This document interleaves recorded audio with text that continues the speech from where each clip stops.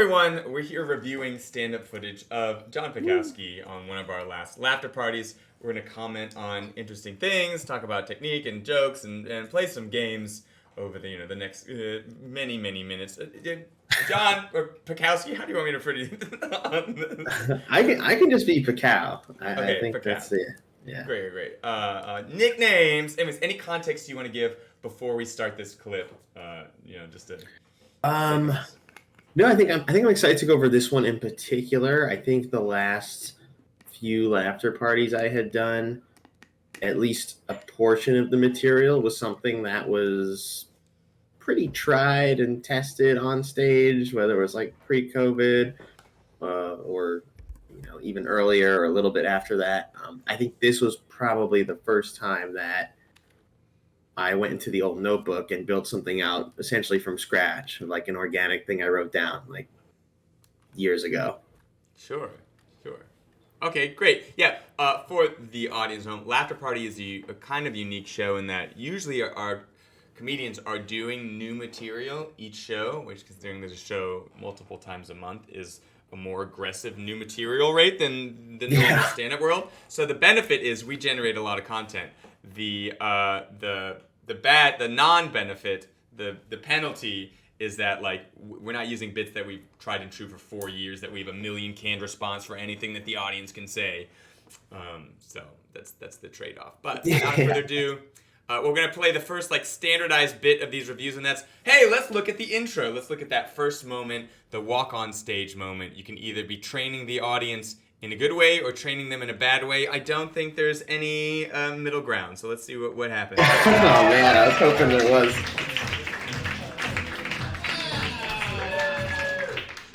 What's going on, everybody?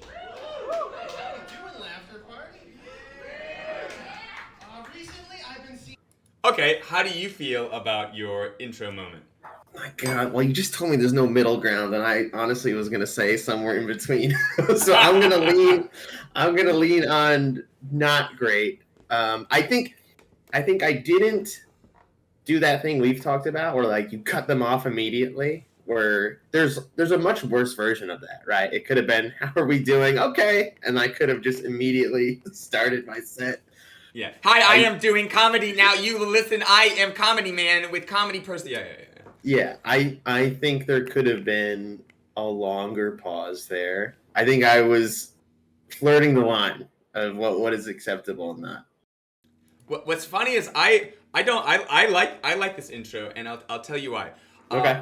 A lot of comedians, I do hate a lot of times that there's a technical aspect of stand-up of when you walk on stage. If you need a chair in a different position, if you need a stool, you need to grab the mic. There's all this technical BS, administrative stuff you need to do before you can connect with the audience. And so a lot of times when stand-ups enter, it's okay, wait a second. They get this big welcome your newest best friend, and that new friend's hold on, I can't talk to you guys right now. Hold on, I gotta get this mic. Just sit tight. But we did something that I really do. It's stupid, but I think it's an advanced move of we're doing business, but we're still starting that relationship with the audience. So we're still acknowledging them. We still hey, you guys are important, just as important as this other stuff. It's not ideal that we're looking away from them, but I still think this is more on the good side than any sort of bad side. Watch. Okay. I at least for my money, because here, watch.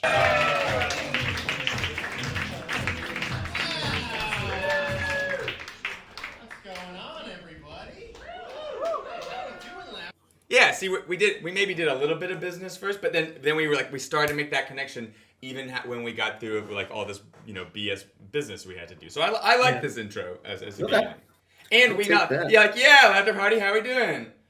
Woo! We're treating this like a dialogue, so immediately it feels like a conversation. I think we're racking up and we're training them in the good ways. We're hey, I'm going to say things, but I'm also going to react to your things, so you need to put input too. Love all that. So haha, yeah, you fell for the classic trap of underrating yourself. Damn, you got me. Okay, let's go into jokes. Recently, I've been seeing a lot of comedians going viral for their crowd work. I personally don't like to do crowd work. It's no offense, you all look lovely, but I don't do crowd work because there's too many jobs now. I don't mean that literally. We all know the economy is crumbling before our very eyes, right? We all on the same page with that?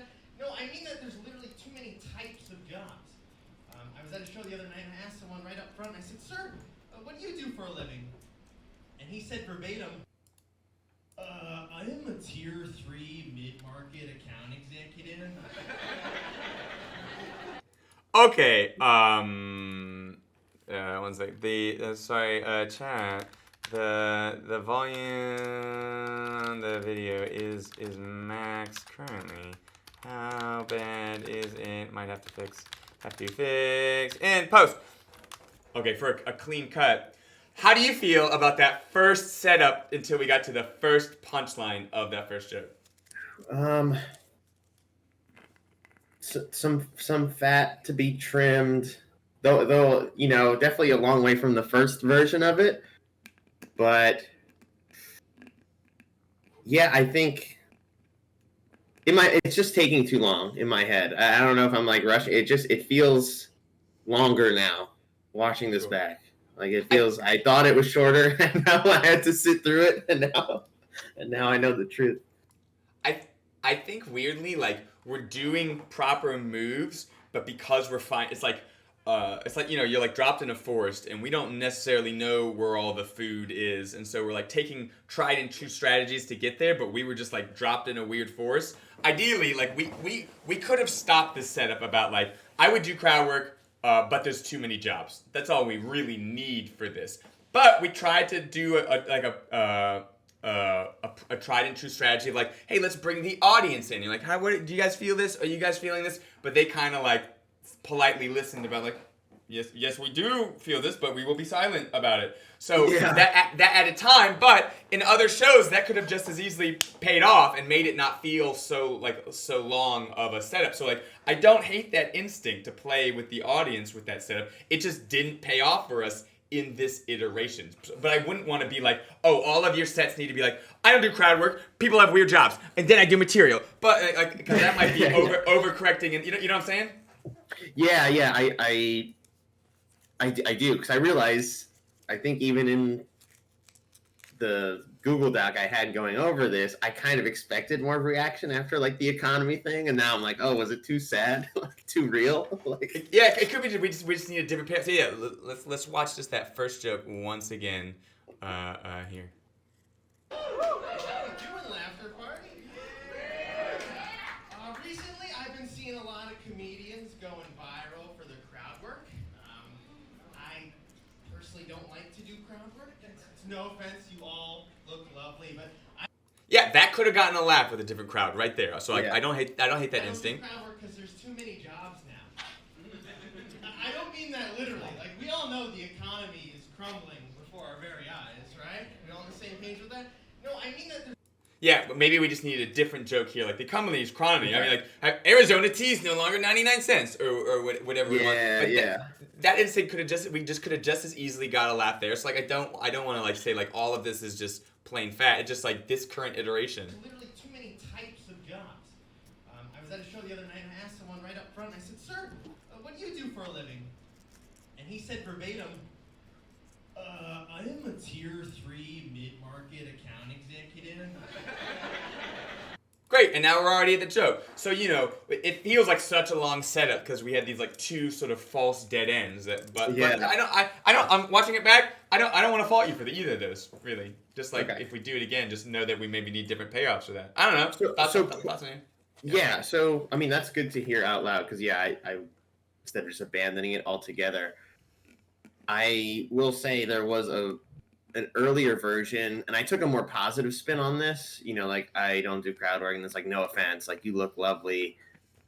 I thought there was like a funnier premise on like just not trusting the audience, but I was like, man, I can't antagonize at the top of the show. Let's try to play a forced segment of finish that joke. Or so the premise would be like, I would do more crowd work, but I don't trust the audience. That's the setup. Yeah, that was. Yeah, if we want to think of like something like I would trust the audience. I would do more crowd work, but I don't trust the audience. Like, there's you're cool. You like that's one payoff I can think of. I don't know. In your mind, where would it go? It's just like I would do more, but I don't trust the audience. People. I had one version that was like, I don't trust the audience. Like, people are unpredictable, and then you could just be like, blah, and like just like scream something out of nowhere. Like, yeah. Oh, I also love that. Like, I also love as like I don't trust the audience. People are unpredictable. What's your favorite food? Did anyone guess that? And I'm sure like whatever. Oh, it is, yeah, even if it's as generic as like pizza or a hamburger, like people. it's like I would have said this. Exactly. People are so unpredictable. Like, will you give me your phone number?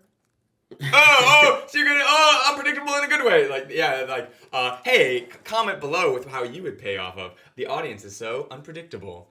I like that instinct. We can do that in a positive spin. I think without getting too negative if we wanted to about like Okay. I would do crowd work, but like.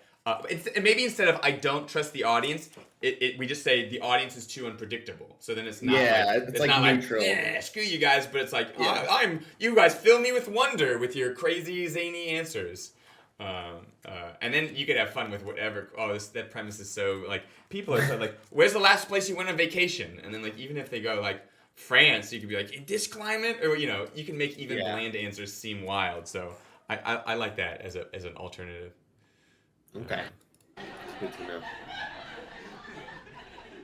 What happened to like baker and teacher? You know that feeling where quick pause here, and this is probably more of a technical theatrical thing, but in trying to show exasperation on stage, I know there's like mixed camps on like taking your face completely out of the equation, and I kind of went with the total slump over this time around, but like if you have any opinion on that. I mean, it's one of those things like all those classic memes where it's a comedian being like, if you want to be like meme worthy or whatever, it's like I'm just like what's your career? A mid-level account executive. Like, what? Because, and I prefer showing the face because you can evolve the bit in silence. Like, if your head goes down, the only way you can, like, really evolve it is either to be like, more down and use noise, or to come back up. And it's sort of like, you're sort of like flipping a binary switch versus, like, if I'm looking in the eyes, they'd be like, what? Yeah. And so, like, it's evolving in the silence so I can keep igniting that laugh with more. That would be my instinct, but there's 1,000 correct answers, so I'm sure there's also ways to make the slump over work. Just personally. No, I was just curious what your thoughts were, because I just went with that, but I knew there was probably 10 other ways to go about it. Also, if we keep doing this set in the future, if we do, like, the people have such weird jobs, mid-level account executive, it's New York, and especially if you have friends in the arts, you could be like, what's your job? And I'm sure someone would be like, third level account analyst, client supervisor, and you could literally like prove your point in the audience and before like after being I mean that is the title of someone I work with, so like, it's very much etched in reality. Yeah. I mean, I feel like most of New York has those like BS, so like half corporate. If you're in tech and I ask you for your full job title, it's ridiculous. Yeah.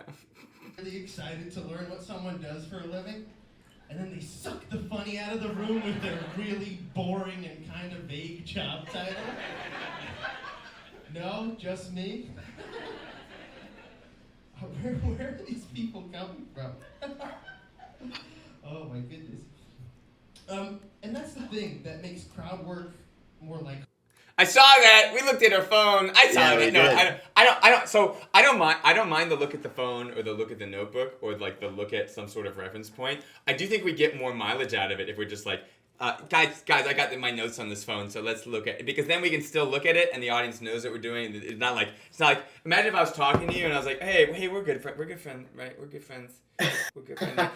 Versus like, hey, we're good friends. I just gotta check this recipe real fast, and then it's like more forgivable that you're doing the thing. I think. Yeah. You will. We might as well record that and get ready to play it back about 2 more times before this set's over. But once again, and for those watching, once again, Laughter Party is harder because it's newer material, so people do need a reference point because we don't have it. We haven't done these sets 1,000 times like most comedians have. But if we do tell the audience what we're doing with our phone, then we can play a game like, hey, I got my notes on my phone. You do it normal. You do it normally. Like, remind the audience that they're amazing. Hey, guys, have I told you that you're amazing? And then we can get some free, meta jokes like that. Yeah, in hindsight, because like I said, this is about to happen about 2 to 3 more times. I think that was probably my one major regret / change I wanted to make, was just like owning what I was doing instead of trying to be like how slick can you be in like a 1-person performance, you know? Like So we were analyzing AJ's set earlier. Hey, check that out. Probably also dropped on YouTube already. But he did this thing where he had a bunch of friends in the audience, and he did one audience moment that, because it was his friend, he was able to like be really sassy with them, and it really succeeded. And then another audience moment, he thought it was his friend. It was not. It was a stranger. But he was as sassy with them as he was with his friends. And the stranger was like, oh yeah, I'm your best friend now too, because you treated me like best friend. So I'm telling like everyone, at least in the immediate future, to try to treat it like the audience is full of our friends, so that we can be like, you know me, dumb memory, I got my phone, and just like see how it plays out. Okay. And like it like. I'm gonna steal. I was like, oh yeah, I should do that too. Because sometimes I'm like, I don't want to bother the audience. I want to be and I think it does hurt me. Yeah, everyone watch AJ set. That was great. I thought he crushed it. He had me going. Right? Guys with job titles like that. I'm doing the show here for like a couple free beers. I'm not trying to get into some hard work tonight. So all my crowd work is very much yes or no questions. Right? So. By a round of applause, how many people in the audience own a car? That is more than I thought with the state of the economy. Good for you. Do you all? Yeah, so to the point we were talking about earlier about like, should you be slumped down or should you be up with exasperation? In this moment, we have in the laugh when we had the silence, we evolved your feeling with your face, and I think it allowed that payoff laugh at the end of the, oh wow, more people had cars than I thought. Yeah. I'll tell you what, I was absolutely rehearsing this expecting silence. It's genuine up there, because that caught me so off guard. I was like, all right, New York City, a bunch of like, I know there's gonna be like a bunch of like young 20-somethings there in the front. I'm just like, oh boy, like where are these claps coming from? I was not, honestly, I was expecting it to be like just me and maybe J. Greg being like woo, and then the rest of the audience. I did not expect this either.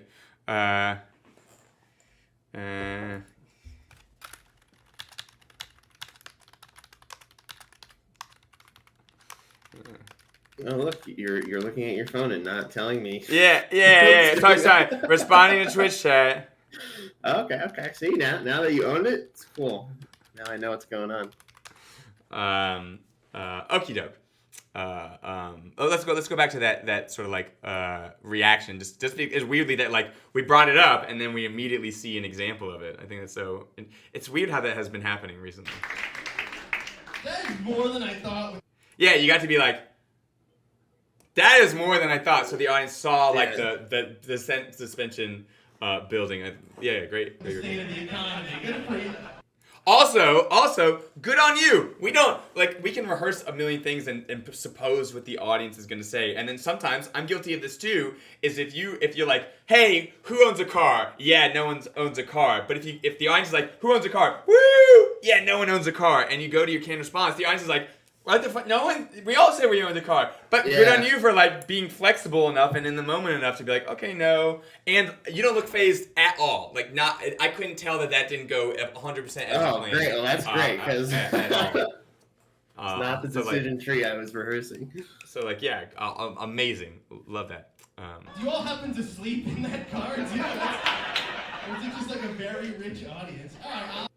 And we got a good improv. Like, did we have it as a canned response just in case? Or no, that was just in the moment. Just improv chops, bravo. Like honestly, as far as like taking the idea of the economy being terrible, which we said before, and then like a surprise reaction of too many people own cars in the audience, I think that's like literally. I don't know. Given infinite writing time, we could come up with much better, funnier responses to those two ideas. So like great. I love that.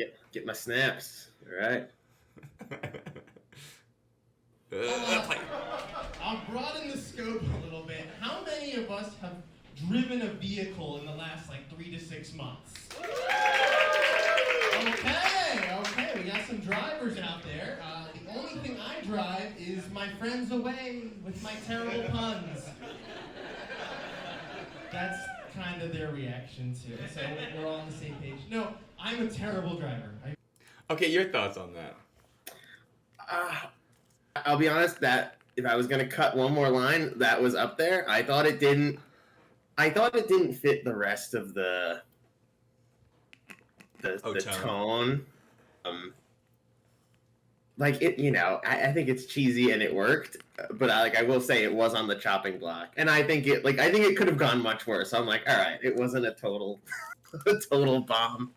At least I can't remember the rest of how this goes because I never listen to people or I never watch people. I'm always like just because everyone's my little babies. But I so far it is the only joke that's completely shat on yourself. You know what I'm saying? Yeah. So it which I don't hate, but it is a different vibe than the rest of the character you're portraying. I like the joke though. I think it's clever, especially that it has the built-in safety rail about terrible plans.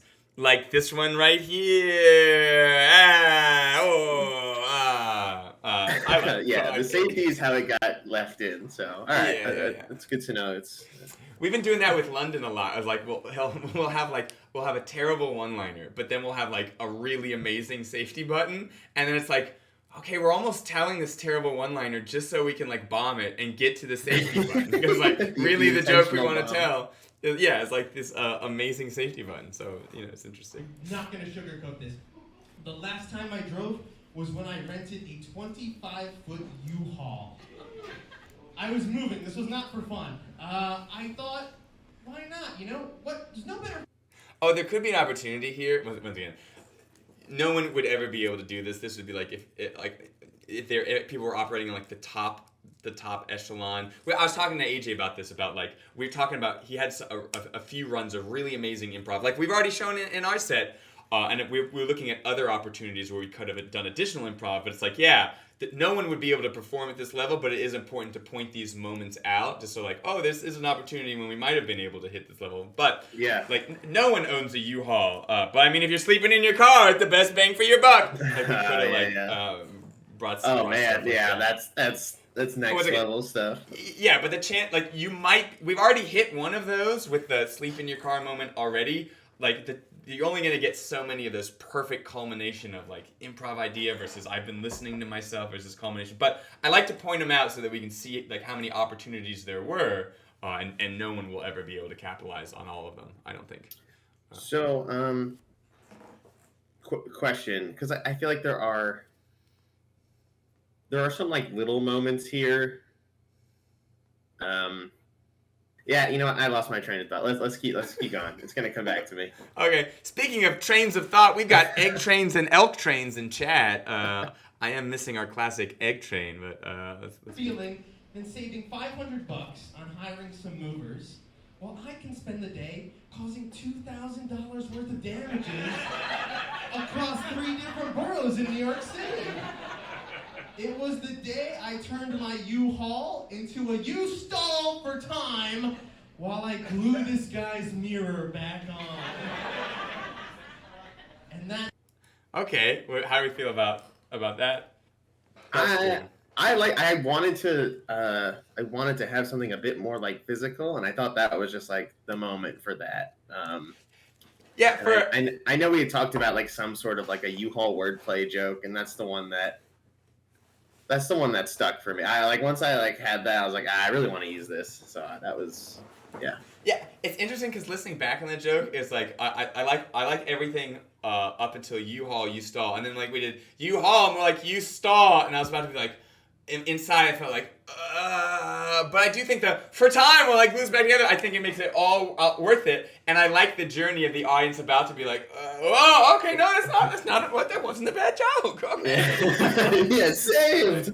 Yeah, I like it, and I do like the glue it back physicality. Happened a lot. Some trucks are just wider than they appear, I guess.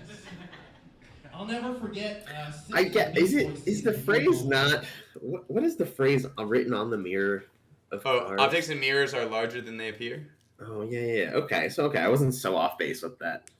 I think there's a way to make that work / more obvious. Oh, instead of, I guess some trucks are wider than they appear. I guess some trucks in the mirror are closer than they appear. Like that. Is that what we were going for? Yeah, I was going something like that, and I think it wasn't.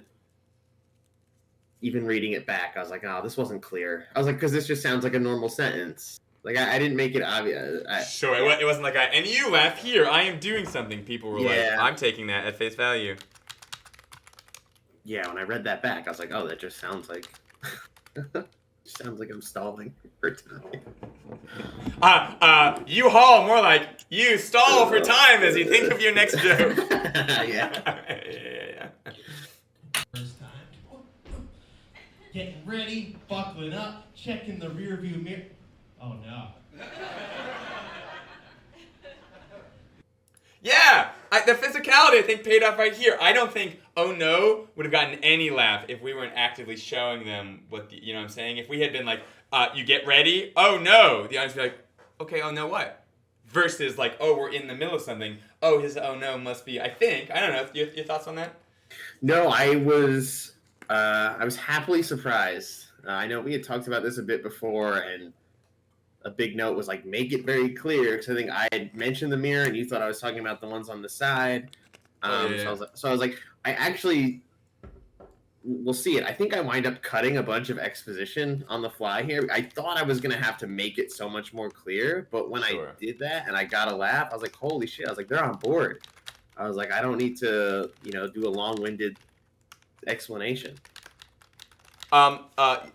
It is interesting that you say that, because like sometimes I'm guilty of this too, of telling comedians about like, no, I think the audience is going to be big dum-dums and we got to really spell it out for them. But sometimes you get more clever audience, and so like it's like having the emergency button in your pocket. Sometimes it's like having the emergency shorter setup in your pocket, because you don't need those extra clarifying things. And it's hard to tell. You'll never know until you're in the moment. And I think that's what makes stand-up such a unique art form, is that like you have this written thing, but it also needs to be like flexibly written, because you're responding to this like live entity. But it is a good call out that like, yeah, sometimes we think audience dum-dums and they smart. Yeah. That night audience was smart. I didn't know a rear view mirror could be a decoration. Oh, it's all the stuff I just put in there. Plus the giant hatch I had to pull down. And that's kind of where I started to panic a little bit. My U-Haul was wedged in between two other trucks, so I'm trying to unparallel park this bad boy using nothing but one side view mirror, the one turn signal I remembered how to use, and just some raw adrenaline running through my 22-year-old veins. Do we all know Okay, how do you feel about that whole story about the double parked U-Hauls? I wish I'd planted myself. I mean, this is just a thing I'm noticing. I wish I'd planted myself for that. I mean, I think I'm just generally pacing a lot for the most of the set, but I thought that was a specific point where I should have been like very still. I think I should have like stayed in my imaginary car. Yeah. To be fair, like it's very common. Even I'm guilty of this. It is surprisingly hard to just talk like this. It looks natural to the audience, but for some reason it feels so unnatural to just like sit and stick it. You like have to force yourself to do it, and it feels so fake. But like everyone's footage that we review back, like, oh shit, I should have like stuck that. So this is not unique to you at all. It's just like for those watching at home that don't have stand experience, it is weirdly very hard to just be like, I'm gonna sit and I'm gonna just be natural like this, and nothing looks unnatural about this, and I don't need to do random fidgets or moves. I'm just being. It feels so. It's tough. Weird. It's weird, right? Yeah. Okay. So other than planning yourself, any other thoughts from the parallel park moment? I don't know. I see it as more of like a setup of like where this is going. So I kind of needed to like paint the picture here. I don't know. Maybe I exaggerate to make it like more of like a funny set. I guess it's just like such a literal setup of like, yeah, I'm stuck between two trucks, and like there's a lot of exposition before like we get back to the funny. For my money, I'll say I think that's like dead on. I'll say that we are doing it in an upbeat way. We're not portraying that we feel any worry that we aren't getting laughs. So as an audience member, I'm not actively laughing. But I'm not bored. I'm not checked out. I'm not. Yeah. I'm just politely being like, oh, that is what happened. Oh, yeah, like you haven't lost me, but you just haven't activated a laugh yet. So we haven't dug ourselves a hole, but yeah, it is a little. We have the shovel just in case. Yeah, we're starting to break ground, but we're like, hey, I'm on my work break right now. I don't know what a K-turn is, or a three-point turn. Do we all know that? I did 7. 7 of those. It was a 21. Oh, I wish since we're in the habit of like being in the truck and showing things, I wish we had shown it. Oh yeah. You know, like I did 27 turns. Is this one? No, this is not the one, John. Don't. Oh, like we could have done like a full minute about like, oh, no, it's too close. You don't want to. Oh, okay. Oh, you got 2 feet. What are you thinking about? And like, you know, we could have really played with that. Yeah. I think. I don't know. Is that vibes with you? Yeah, I think. I mean, yeah, for more physicality, I mean that's the place where it should go if it's going to go anywhere.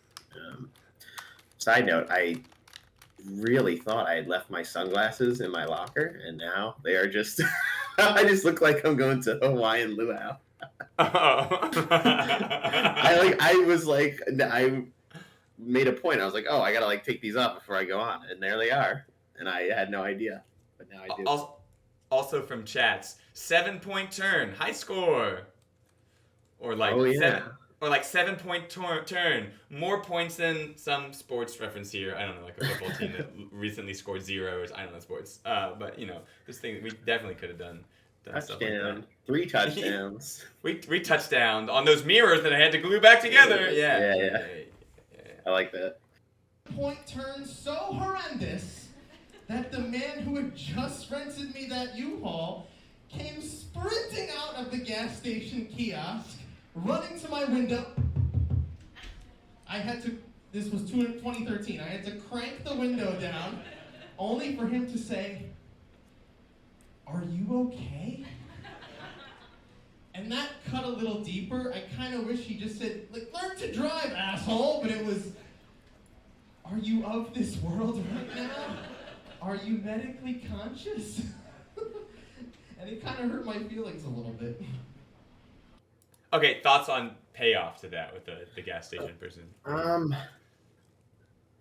Yeah, this is probably one where I never got to like the point where I wanted it to be. Sure. There's something there.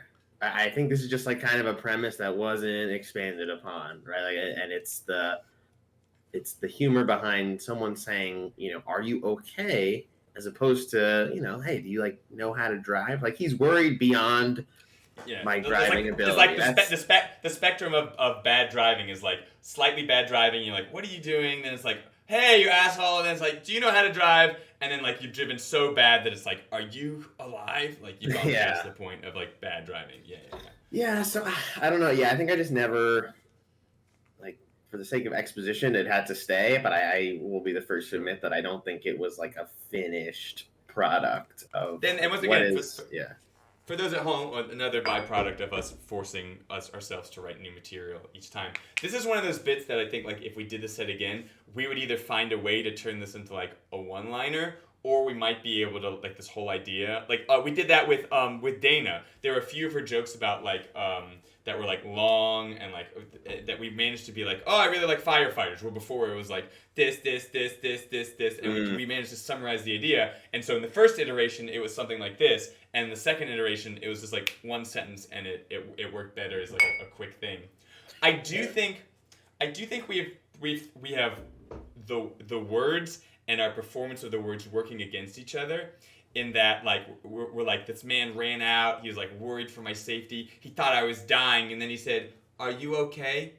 Instead of like, are you okay? Are you in a hospital? You know, saying the performance of the man didn't support the idea about like this. He was just like, are you okay? Like, oh, I guess there wasn't that big of an emergency. Versus he came out like, are you okay? I have the ambulance on the way. Don't talk, sir. I know you're about to die from the way you just did those turns. Like might have been the solution, but because we portrayed a calmer man. Yeah, the energy didn't match there. That's a really good point. Yeah, there's something there, and that's definitely one avenue to go down. Because it's just it. I knew it at the time of the show. I was like, it's not finished. I was like, this is not done. There's also we're gonna play the second round. Finish that punchline from chat. Ooh. This fun game of like, have you ever driven so badly that they and then like fill in the blank and like the first fill in the blank. Have you ever driven so badly that they question your mental health? Have you ever driven so badly that they take your keys away? Have you ever driven so badly that I don't know? You got any? You have like a AAA rewards card. Yeah. Have you ever driven so badly that they say, "Oh, that must be John PIkowski in there"? Yeah, there he goes. Did you go before or after J. Greg?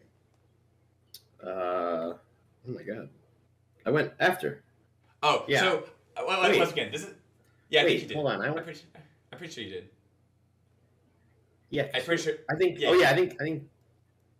Yeah, I went after. Yeah. Okay. The point is to another one of those opportunities for like potential good jokes, and for those in the room, remember to give some context. And this is a very expert, top level. Like I wouldn't expect someone to pay off this often, but it's an opportunity.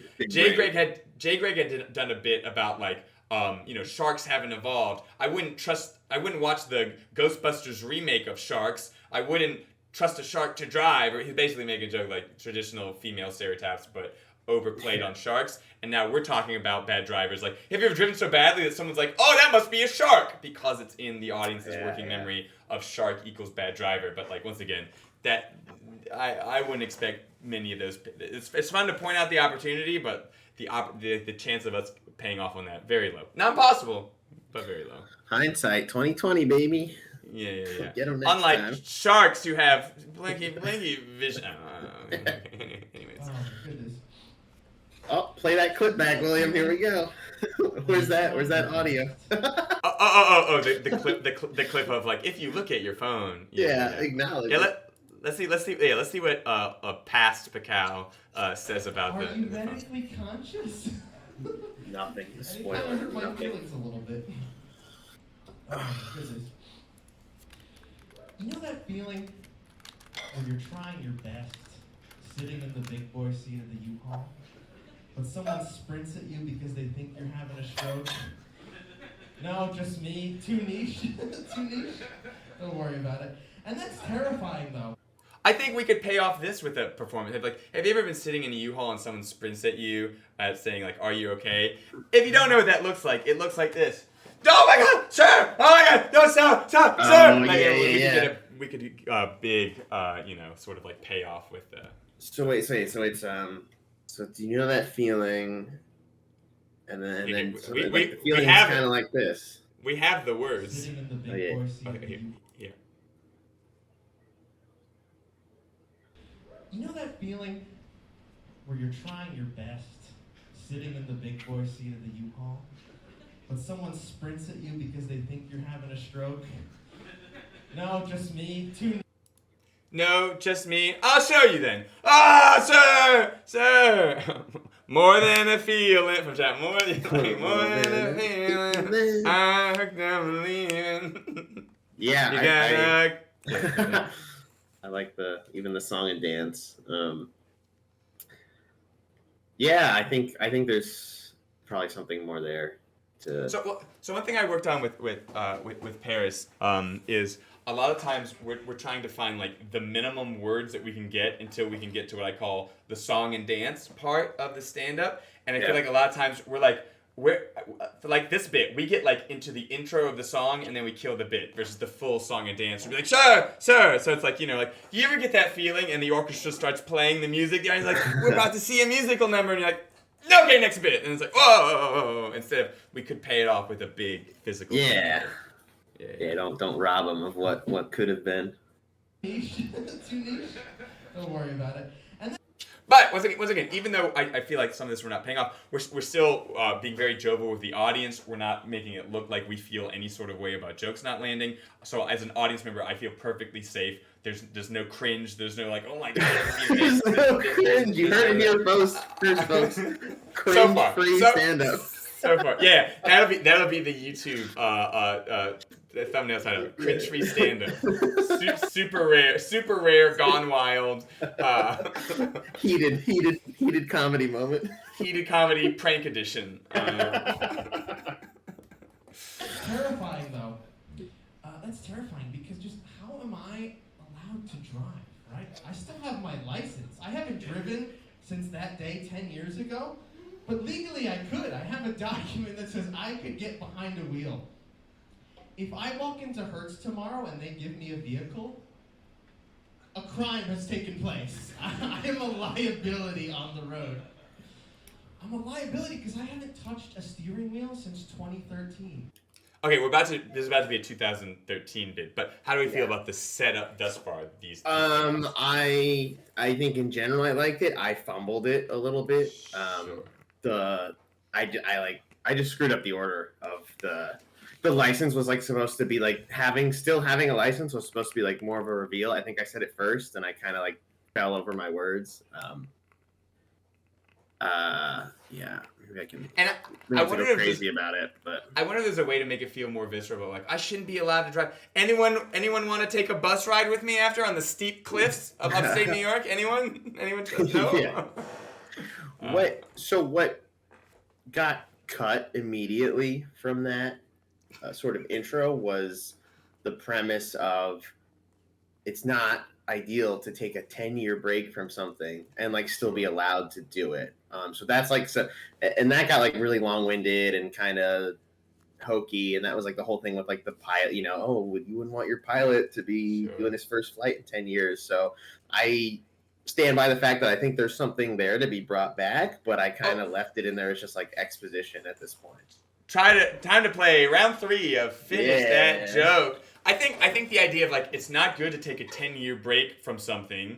Example, there's so much, and then we could do something sex. Anyone in the audience? Anyone feel get on those dating apps? Like there's something like that. And then I'm sure there's things that we could say like funny to take a 10-year break of. Off the top of my head, sex was the only one that like immediately popped. But I don't know any solutions in your head to like it's bad to take 10-year break from.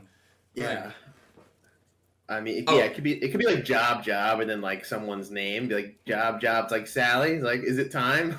like answer my DMs.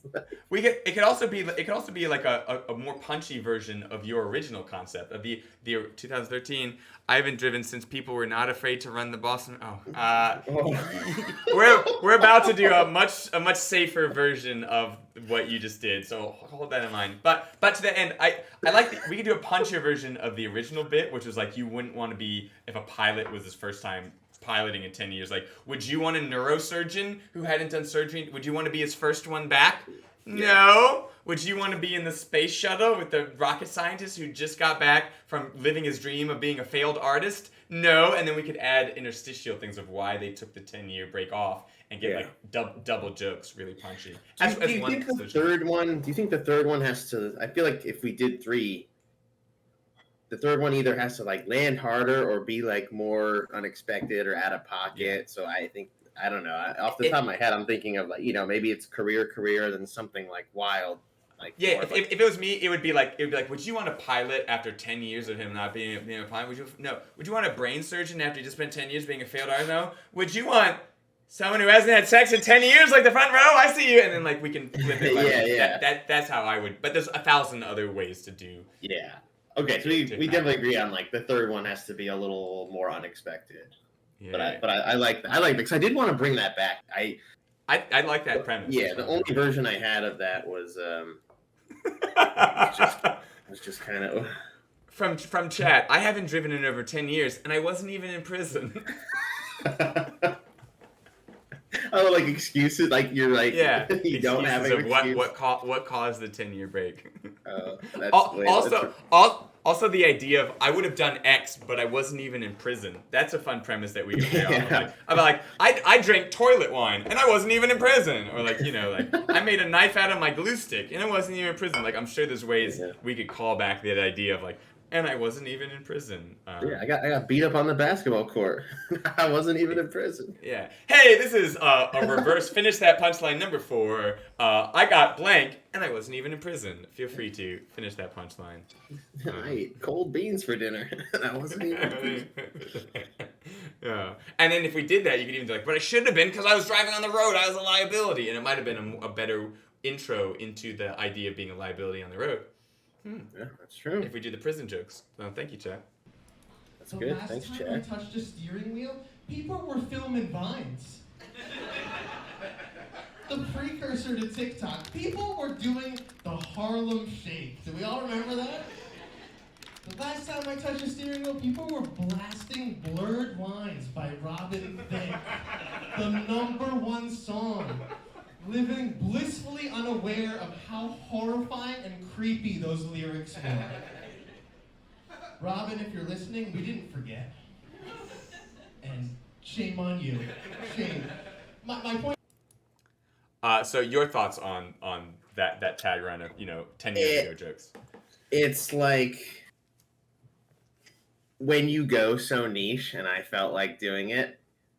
I think it's gonna be hit or miss. Like, I think if you just don't know the content, it's gonna be like I'm gonna lose people. But at the same time, it's like it leaves a bit that is very interchangeable. Like, I can easily go back and just like I can go down my laundry list of like things that were going on in 2013.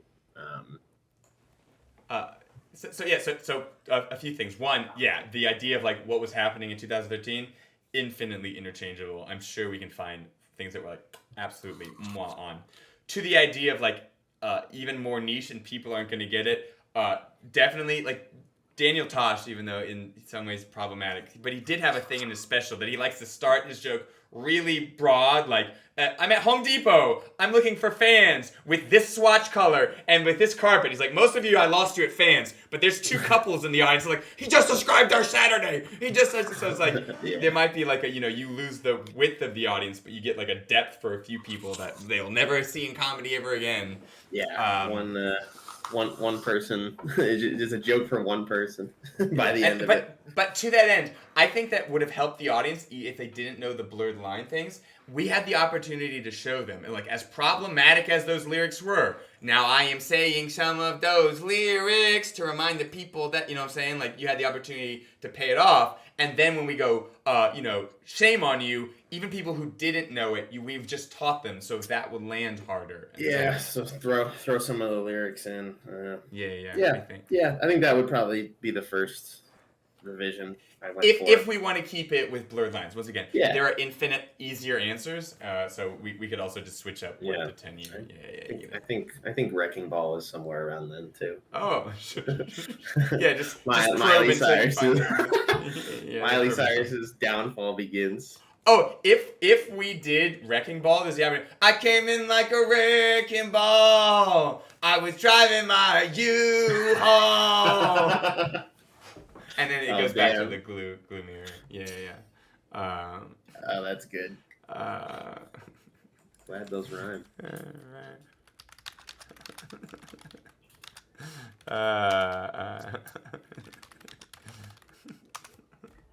Okay, I'm reacting to chat to fill you in while I check my phone. No? Okay, you can't just take a 10-year break from something and pick up right where you left off. The thing is, it's crazy easy to renew my license too. That's one of the scary parts. Especially during COVID, I just like hit a couple buttons and done.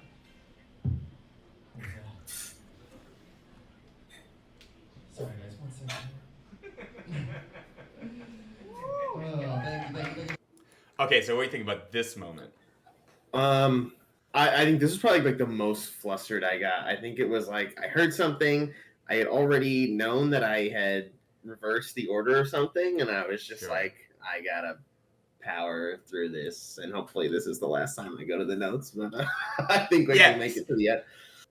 So AJ, if you're editing that after the fact, bring back that cringe comment of mine and say, "Oh, retracted." So what happened is, someone's phone went off in the audience, which, once again, one thing that makes stand-up hard is that like you have to be like on the train tracks of like you have pre-written material, but you also have to be flexible. You don't know what's going to happen. I do think like the phone goes off, we go deer in the headlights, then we immediately like forget or whatever, and then we apologize for going back to the phone. And then it sort of now it feels like we're sort of eating shit. Yeah. Oh, it more than felt it. Now we can all see it. Yeah, but luckily, old Daddy William was there. If you notice, I try to laugh to cut the edge, and we sort of. So I think Jonathan also jumps in, and we give a supportive woo to sort of like fill the cringe moment. I do remember the anti-cringe power. We can literally listen to that. So, comics, if you're out there, or if you want to be a good audience member for a friend, being a clacker is so important. Getting that first person to break the laugh, you can really turn the tide of a joke or destroy a joke. If someone at the right after a joke goes, "Ooh," then the rest of the audience gets like scared to laugh to insult that person, and they can also sour a joke. But William about to fight the cringe. Here we go. Yeah. Okay. Knew my license too. That's one of the scary parts, especially during COVID. I just like hit a couple buttons and done. AJ, put like a kamehameha here. Sorry guys, 1 second. Thank you. Yeah, I'm the and I think the woo is Jonathan, and then we bully the audience into being like, "Oh, bullying is cool." And we get an applause break out of our eat shit moment, because Laughter Party luckily is a friendly show to be on, not some shows like ooh boy. Tomatoes, baby, tomatoes to the forehead. People who think that driving is a little bit like learning to ride a bike. You learn the bike once, you got it, you're set for life. You learn how to drive a car, you learn all the rules of driving a car. That's it. You learn them all. 16, driver's ed, you're done. What are those people talking about? I played Uno last night. I forgot most of the rules already. Can you take a turn after you draw 4? Can you take a left-hand turn on red? I don't know the answer to any of this.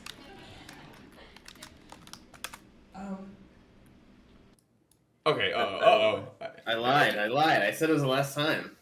Oh, it's okay. I'm more worried that we sort of like now. So it's interesting because like we've had jokes that haven't landed before, but these jokes I can feel you cracking, and so that's why I'm a little worried. More before you could do no wrong, I would not be. Now I'm a little bit like, oh, I'm scared for him. Yeah, there's a shift in energy, and now getting to see it up close and personal, lovely.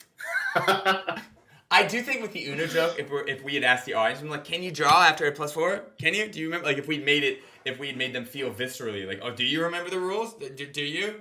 We could have made that hit harder and gotten some free.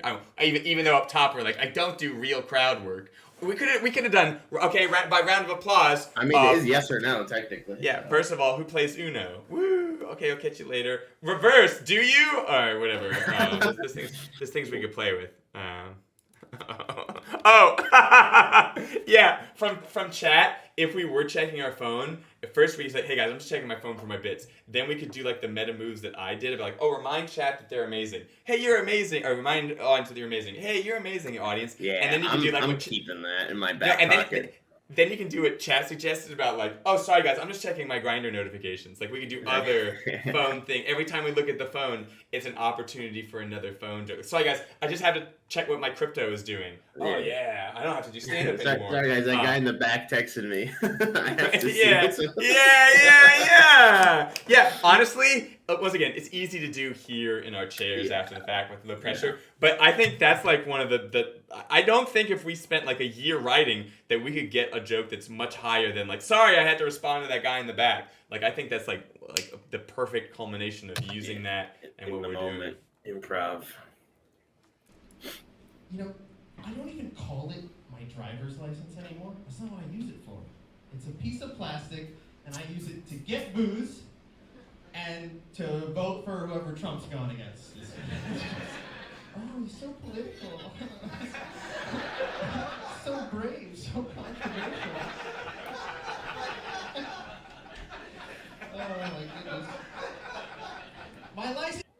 Okay, we got him back. We got him back. How do you feel about the driver's license joke? Yeah, I like that bit. I think if I could do this, I don't think anything towards the back half of this was done with like the rehearsed energy because the cracks in the armor were starting to show. So I don't think I did justice to some of the writing. So the fact that like the words are probably getting way more laughs than like the actual performance gives me like some positive feedback that like the joke itself was funny to like on its own. Sure. Sorry, I was playing with chat a little. Can you repeat that? Oh, I said it's good that I think I got the feedback that like the words themselves were funny enough to hold water because I don't think I did justice to like the performance part in like the latter 4 minutes here because I think that as soon as like the crack in the armor showed, like I definitely floundered a little bit. So I that's the positive I take away is like the words were strong enough to hold up. It's interesting you say that because I was about to literally compliment some of the performance from this past joke of being what saved us from the eat shit feeling. So it's interesting that's how it felt on your end, and I'm not saying that I'm not saying that to be like you dumb let me negate how you feel, but it is interesting because what I thought really took us out of like what saved us from like oh no is he being okay like oh now as an audience member I feel safe for you again is literally this here let's see if we. Oh, he's so political. So brave, so controversial. Is that sass and personality? Like, oh, it's so pretty. I'm like, oh no, he's having fun. He's fine. He's great. Yeah, That I think like if we had dug ourselves a hole and that is you going like, okay, nope, I'm hoisting myself out of the hole now, and now we're no longer in it because of this. Not because of just the words, but because of the sass that we put behind it. That like, hey, I'm fine and I'm killing it, sort of sass. Yeah, I do appreciate that. I think also in this moment too is like I'm not 100% focused. I think I'm about to have to look at those notes like one last time. So I think that's kind of my perspective right now. It's like I was like at least at half energy it seemed to go well, but like I wanted to like plant it and like I feel like I got to engage more with the audience in like the first half of this, and like that's when things were really landing too. So like I just didn't have the opportunity as much in the back half because I was a little note gremlin. Yeah. Hey, AJ, editing this out of the fact, can you get a counter up somewhere of how many times we've checked the notes? Thank you. And don't count if he rewound it and we watched it again. It has to be unique visits to the notes. Yeah. Also, it's important to note the opportunity. The idea about like I just use it to vote to whoever Trump's going against. There's an opportunity to be like, oh, Dracula? Oh, Dracula gets my vote. Oh, other tier, whatever. Because it is a very funny big idea of like, whoever he's going up against. And then terrible people that you would still, it is a thing that we could pay off. But I like the way we paid it off now. So if we added that joke, it might take away from the, oh, he's so political. So it might be the way we have it might be most optimized. I don't know. Okay. But I do still think paying off with like Dracula, Godzilla, whatever. Oh, he's so political. I think it would still land, but it might not land as hard. Okay, So political. that's good to know. All right, AJ, counter. Oh yeah, but we get once again. We were just talking about how like we feel like we're cringe moment. We're trying to save the cringe. We're eating shit. Now we get like a full like watch how long this laugh is, and it is not easy to get a laugh this long. The audience has to feel really comfortable to feel like they can fill this much space. To vote for whoever Trump's going against. Oh, he's so political. So brave, so controversial. Oh my goodness. My license is kind of just like a that's like a like a 9-second joke, so it doesn't feel as bad that you check the notes there because the audience is actively in their laughing. Time, baby. Thank you, audience. Yeah. And I really do feel like it's because of more than the words, because of the performance of the he's so political. Oh, I'm having so much fun with my word. You guys are my best friend. I really do think that's what got that laugh that long, personally. Right on. You can feel free to feel otherwise, but you would be wrong. Your opinion is invalid, and you are incorrect, sir. Yeah. Okay, let's keep going. Yeah, I didn't get any reps this year, but I'm gonna hold on to it. It's my resolution to drive more. New year, new tires. January 1st, I'm gonna start driving. Just you wait and see. I'm gonna do it. And that's so arrogant. Yeah, I guess they weren't on board with that. I like this way more than they did. Okay, because I think we were sort of half and half on when I stopped and started. Do you want to fully explain the premise? Oh, the premise is that my license is just like another gym membership. Great. I was trying to do the whole,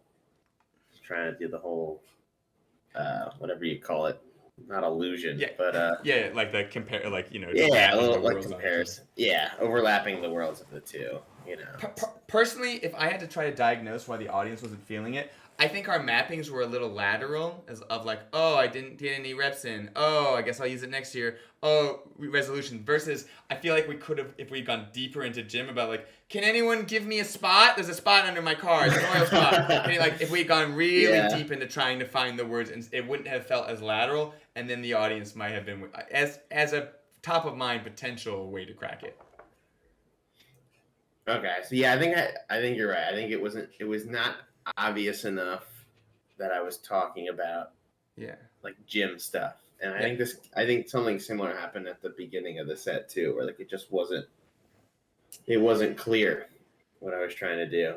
The mirror thing, the objects in the mirror. Sure. Oh, there could be also. I mean, this might be me being. This probably won't land, I think it's. Oh, good! I can't wait to hear it. There's something funny about about combining the ideas about like. Yeah, for you to go to a gym, you'd have to use your driver's license to drive to the gym. Like, that's doubly as unlikely, because not only do you not use the gym, but you don't use, but once again, you see how, like, that's such a dense premise, it'd take so long. But I'm giggling at the idea about, like, if there's some way to crack it, that would be, hey, and if you want to prove that you're a better comedian than me, try to crack that joke in the comments of how to do the double up idea about, like, I driver's license plus gym membership and whatever. We'll be waiting, punks. Yeah, we'll be waiting. I will hand over the keys to the stream and my car if you know. That is not a real offer. That is a sometimes I don't know, but the put the fine print. Yeah. AJ, put up the fine print and add the no. And, I used to be an arrogant driver before I became a bad one. And for some insight on that, I took my road test in Connecticut, where I grew up. Connecticut, wow. Well, for those of you who don't know anything about Connecticut, Connecticut is just a place filled with people who think lacrosse should be taken really seriously. The sport where dudes cradle balls for 40 minutes. How do you not giggle at that? That's cradling. YouTube lacrosse, it's wild. When I was in Okay, your thoughts up into Connecticut lacrosse run. I worry. Not that I expected like half the audience to be or know of my growing up state, but I worried as soon as it was like silent. I was like, this is like, have I gone down another road where you need too much context, and should I have found a way to go about it? I don't know. I think it's funny because I'm from I think if I told that to like my high school friends, like that would kill. So it's one of those things where, is it the wrong crowd? Is it too niche? I know. I mean, like, it's a whole state, and I think generally people get the idea about like Connecticut, WASPy. I think that's a general knowledge thing.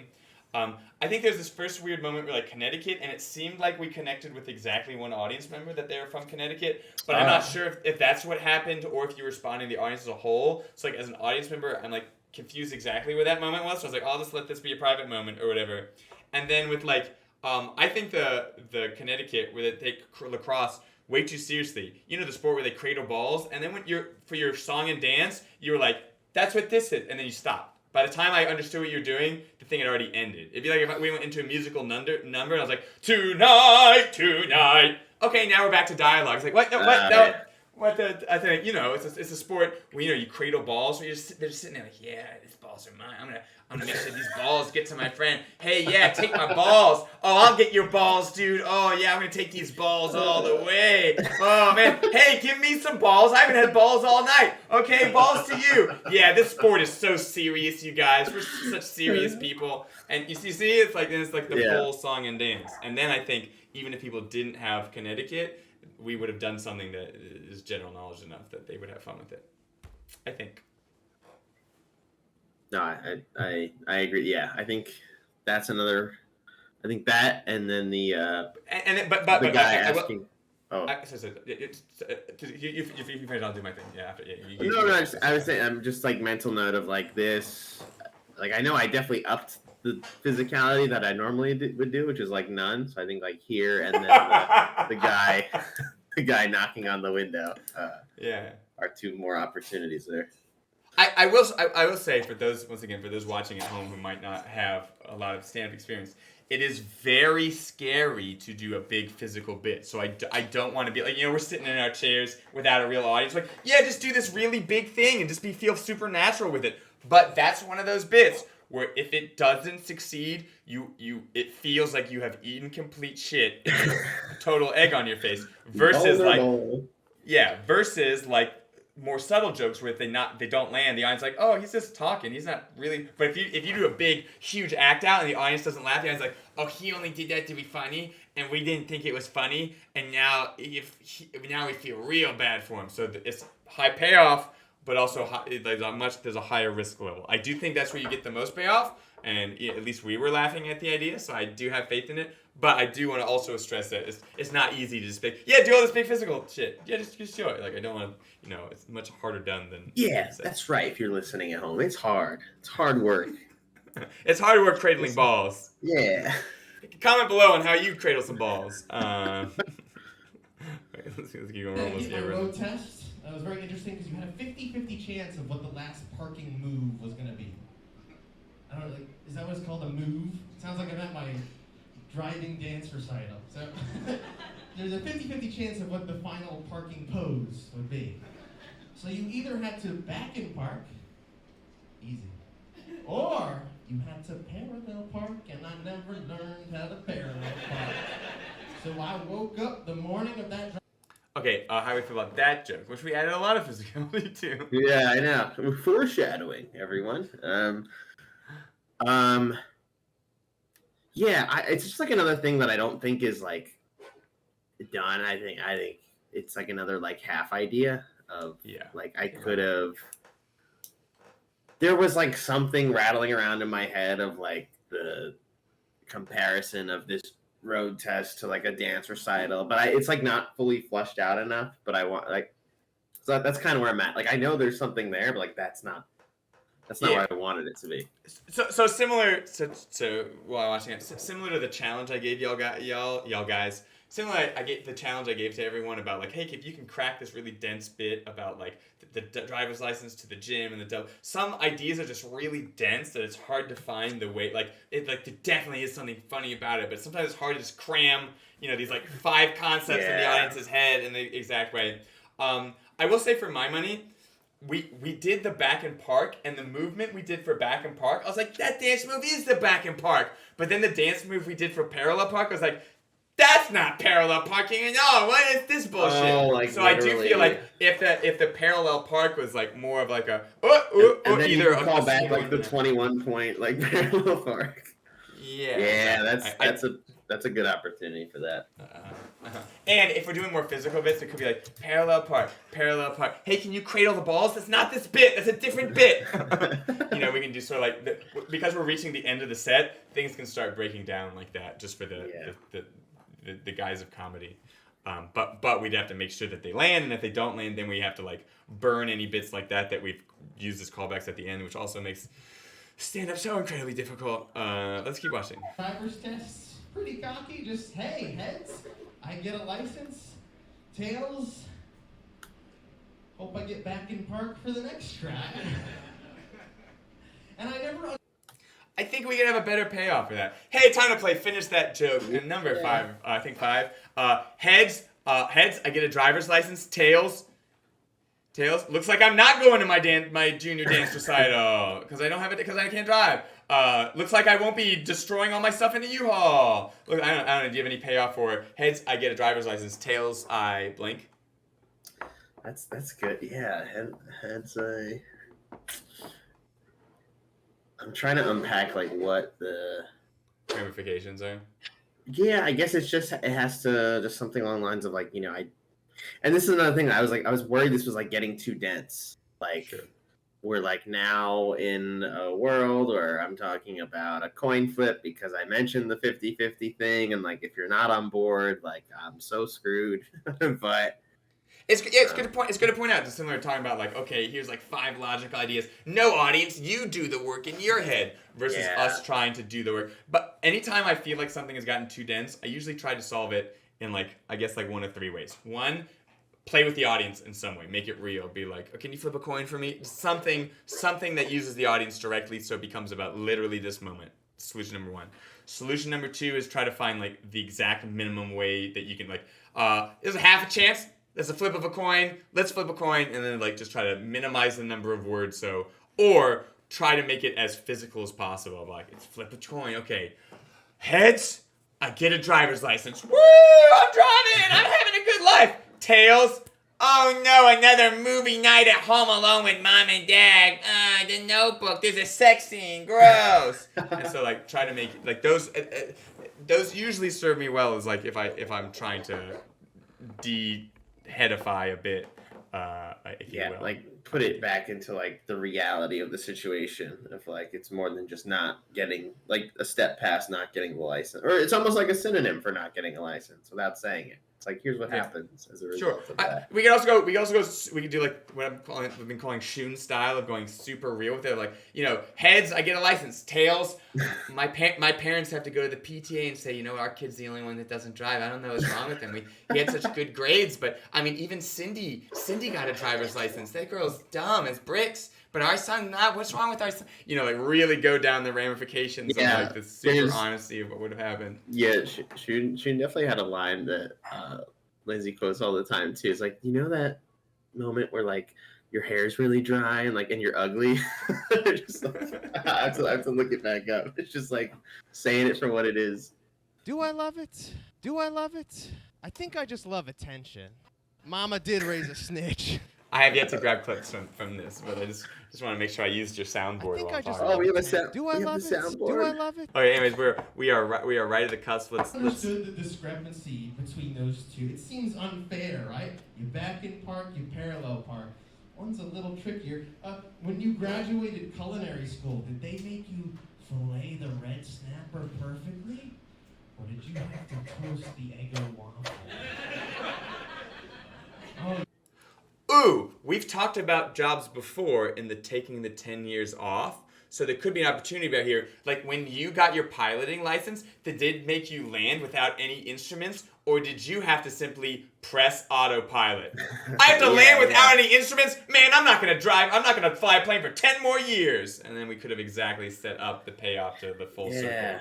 Because we've talked about jobs before, and we're talking about jobs. Once again, you don't have to, but there is a way to reuse. So your thoughts on that concept? Yeah, I think I like that because I was trying to like come full circle. I think I actually cut the bit that would have made this full circle because I was just like floundering a bit anyway. I was like, get me out of here. Also, if you do this bit again and if you do like, hey, look, we've come full circle. Must like me in a U-Haul. Just yeah. You're gonna say something else? No, I think I agree with that because I did want to bring the jobs back, and I think that's a good opening to like wrap it up. So like definitely not like the strongest of finishes, but I mean no, I didn't run off the stage crying. We got 18 seconds, baby. 18 who knows? seconds. All right, yeah. Who knows? Maybe. Anything Let's put some revisionist history in here. You got the waffle? Lucky. All right, everyone, that's my time. Thank you very much.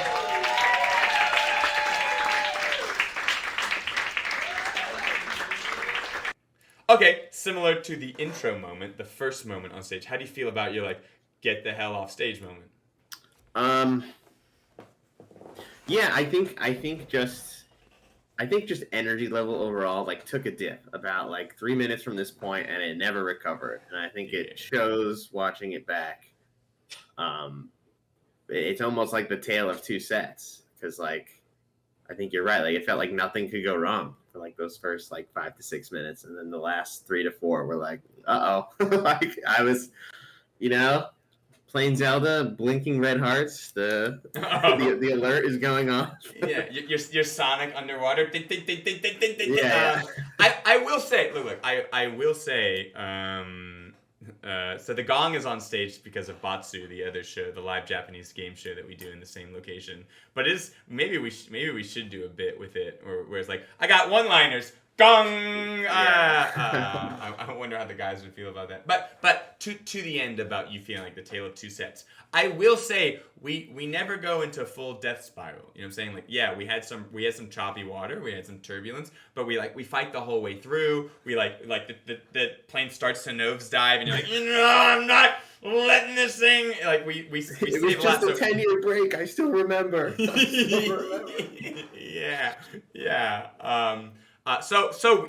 We are fighting against an active death, like, because you could really get a death spiral where like you're like, okay guys, I'm just gonna pity call myself out, and you just like end with the audience being like, and I don't think we did that. So I do want to say, for those watching who have never done stand-up before, like, we do a very good job, even though like we get in our head a little bit, we are actively fighting against it. We don't give up. We still manage to activate some fun personality moments, despite even inside if we were like, everyone, it could have been worse. Yeah. I mean, I could show y'all footage of me doing terrible things in other states, 100%. And are they related to comedy or just? Oh yeah. Oh and I can also show you comedy. But I will say, from this final moment, similar to the intro moment, ideally our last moment is like, oh, thank you guys, oh, my wonderful friends, it's been so great with you, like leaving a party, like it's been so, I've been Picow, check me out on social, whatever, hey, bye, oh, lovely audience, blah. Like ideally all of our exits feel like that, like, you wonderful people, we'll meet again, my beautiful friends, as if you're like leaving a party full of all your best friends. We sort of felt like, here, let's watch how we exit. Lucky. All right, everyone. So we do get a decent laugh with the waffle, so we're not ending on a flat note, which it always feels weird when there's like no laugh, and you're like, okay, that's my time, like that. Like, we do want to laugh, so we once again we do find an adequate joke to sort of sign off on. So I don't know if there were other jokes after this that we called it, or if this was the final joke written in the written material. We called it, and probably for the best. That's what I'm saying. If there were other written jokes after this, I like the instinct of being like, okay, I don't know how this audience feels about me. I'm gonna use the first safe exit point to get out instead of trying to potentially instead of being flat and just calling myself out. So I like that instinct, believe it or not. And that's once again one of the things about stand up is you gotta call some audibles. So we had the Eggo waffle joke. That's my time. I like the wave. Now we're too busy with the mic. Yeah, and then the final moment is once again us being like, so I gotta leave this party. I got text. I gotta leave this, instead of being like, thank you. I got bye. All my lovely people, which ideally is how I would like things to end for people. Okay, so let me find a good screenshot as we talk about how we feel about the whole set. Cringe. 0% cringe. 10% cringe. Yeah.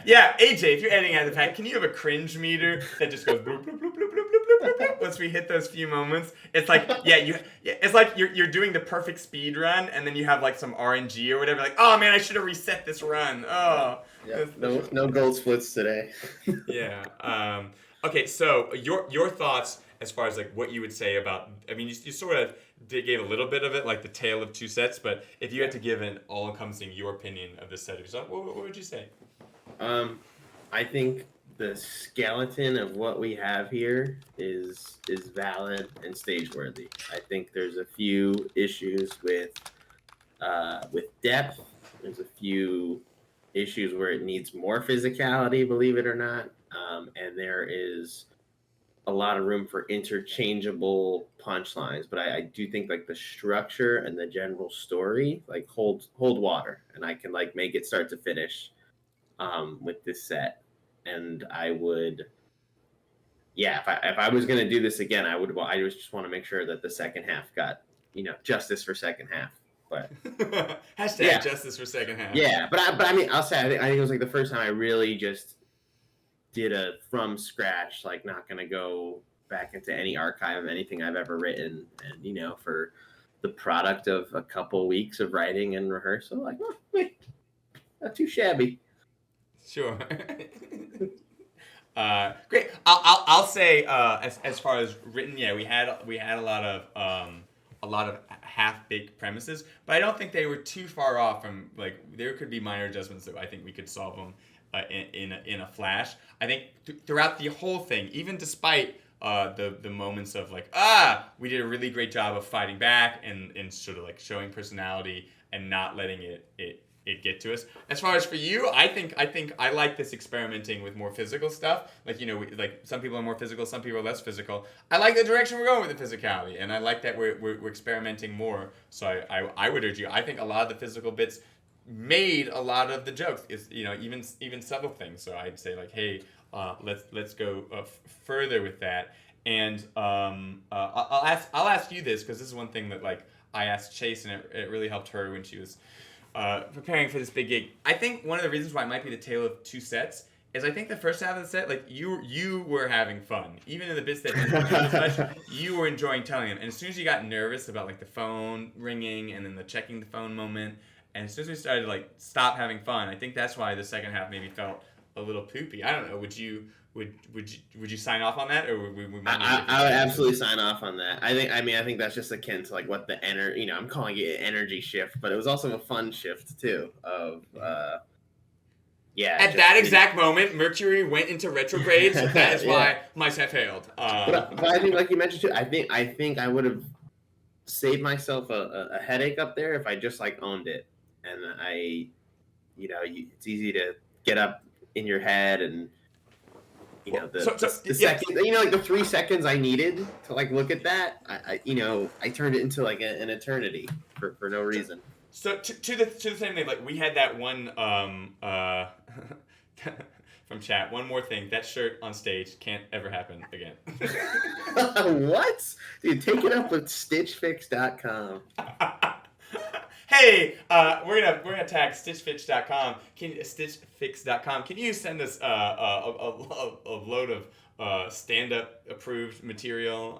When you input your style, it's just like stand-up comedian, and I want to see like their whole line. Anyways, where was I saying before this? I lost it all for the Stitch Fix joke. We had a moment where we felt like we completely ate shit, but because we had good clackers in the audience, we sort of made it this fun moment about like, oh yeah, let's give them support, and we got a full-on applause break because of it. Similar to like HA ate shit during one moment during his show because he's like, fudge, let's take it back, let's do it. Like it became, the audience doesn't really care like what we talk about. I remember he said something along the lines of like, and that's why you don't like do crowd work or whatever. And I remember that was like so funny to me. Yeah, the audience doesn't know what we're supposed to be talking about. They just know what this dynamic is. So as long as we focus on that dynamic and lean into it, we can really be forgiven of almost anything. It's our own perceive. And I have to tell myself this too. It's like, oh, I want to tell these jokes and I want these jokes to land. The audience doesn't care. Doesn't care. And so a lot of times I'll see a comedian who's like way underprepared and they'll just be like full of personality, and part of my artist brain is like, how dare they have such a good set when they were disrespectful by being unprepared. But I'm like, the audience doesn't care. I cannot care. Like you have to embrace that. No, you're right. Okay, great. Some good lessons here, everyone. Some good life lessons. Just some of them, though. Just some of them. Do I love it? I think I just love attention. Hey, everyone. If you made it this far, consider giving this video a like or a comment. You can subscribe to this YouTube channel for more stand-up analysis, lessons, and writing. Or you can join us live on Twitch every week and help us write our comedy. Check us out. Okay. Bye.